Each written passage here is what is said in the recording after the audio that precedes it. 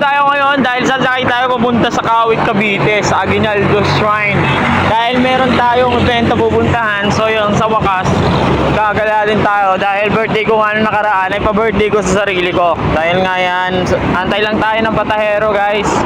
Tahero yun nakita ko, pero medyo may hinihintay lang akong isang kasamahan na hindi pa dumarating dahil pupunta tayo sa concert ni Flo G at ni Al James.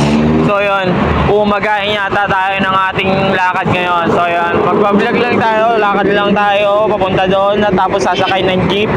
At saka basta tanong-tanong lang tayo para makagala tayo. So wakas baka nandito na yung ating kasama. Ay may sumakay pala, hindi pala. Akala ko kasi ito yung iniinom ko, Nature Spring, dahil kailangan natin, sobrang init kasi ngayon ang panahon. Kahit medyo maulan, paulan-ulan, pero mainit pa rin ang panahon ngayon guys. So yan, hinihintay lang natin yung ating kasamahan dahil